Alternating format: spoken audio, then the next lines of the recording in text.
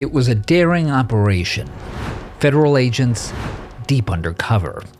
The objective? To protect dozens of vulnerable Americans held on a remote island. The cost? Hundreds of hours of agents' time and more than $17,000 of taxpayer money. The result?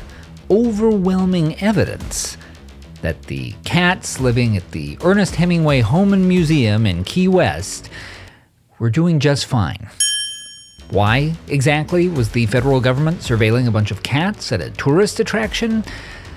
That's a great question.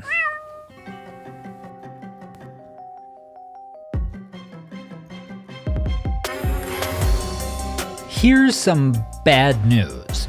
There's a pretty good chance you're a criminal. At some point, you've probably violated federal law. Now, sure, you've probably never committed treason, but have you ever sold undersized macaroni? Or accidentally clogged a toilet in a national forest? Actually, don't answer that last one. The point is that both of those are things that, according to the letter of the law, could land you in prison. In fact, back in 2011, the famed attorney Harvey Silverglate wrote a book arguing that the average American commits 3 felonies a day. Not because we're a nation of hardened criminals, but because there are so many federal laws, many of which are very broad and very vague.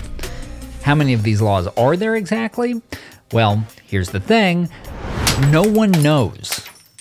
In the early 1980s, the Justice Department attempted to tally up the exact number of federal crimes, and the official in charge of the effort pronounced that you will have died and resurrected 3 times before you ever figure out an answer. At the time, the DOJ's best guess was that there were about 3,000 federal crimes. As of 2019, that number was estimated to have climbed to over 5,000. But even those statistics aren't much more than educated guesses. And before you dismiss this imprecision as government incompetence, you should know that another organization that says the number is impossible to pin down is the American Bar Association. All of which leads to an obvious question. How is this possible? After all, we all know the Schoolhouse Rock version of this story. You start with a bill, who seems clinically depressed and is clearly skipping leg day. Congress passes it, the president signs it, and it becomes the law of the land. Seems pretty straightforward.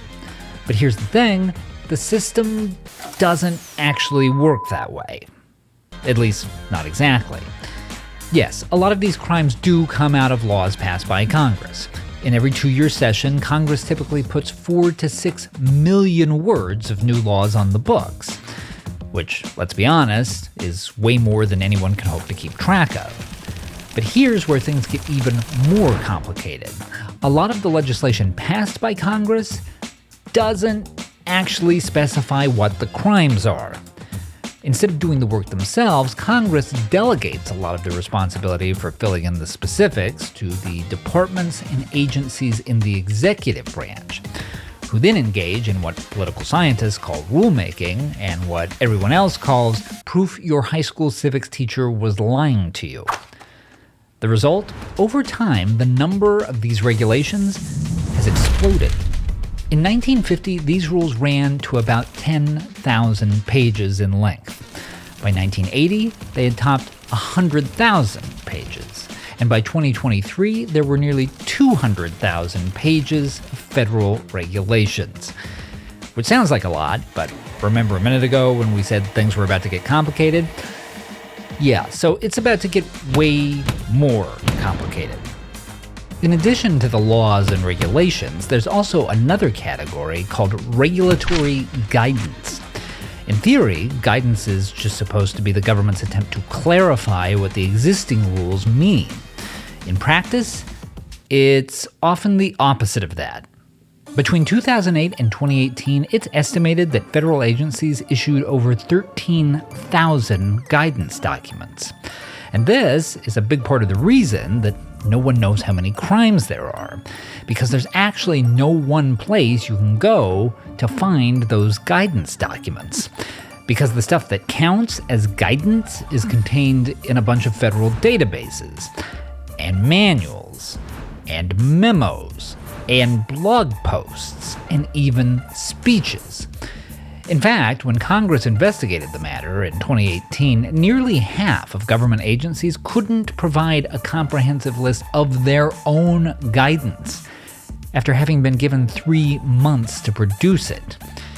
And look, this may all seem abstract, but it has consequences for innocent people in the real world. The Hemingway Museum's cat problems? The law that got them in trouble was designed to prevent animal cruelty at zoos and circuses. But while the text of the law hadn't changed, its interpretation by the Department of Agriculture, yes, agriculture, had. Which is how a museum with a bunch of healthy cats ended up spending over $250,000 to defend itself in federal court. And when it tried to comply with safety regulations, ended up installing an electric fence that burned one of the cats. It's also how a Florida fisherman ended up facing 30 years in prison for catching some fish that were slightly under the legally allowed size. He was charged with violating the Sarbanes-Oxley Act, a law intended to crack down on corporate accounting scandals. And he learned this when agents in bulletproof vests showed up at his door, almost 3 years after he had caught the fish. And by the way, it's not just ordinary citizens who can't navigate this tangle of laws, it's the government agencies themselves. When an especially complicated environmental law went into effect, the EPA set up a hotline to help people trying to comply, but also warned that its advice might not be accurate and shouldn't be used as a defense in court. A 2001 study of the IRS's helpline found that the agency gave taxpayers incorrect advice 47% of the time, which was maybe good news for the 37% of callers who couldn't reach anyone at all. And all of this complexity isn't just confusing, it's corrosive. As citizens, all of us have an obligation to stay within the letter of the law.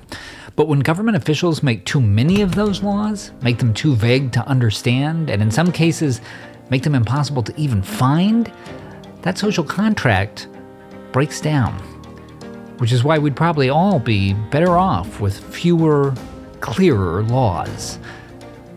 Lord knows the cats would be.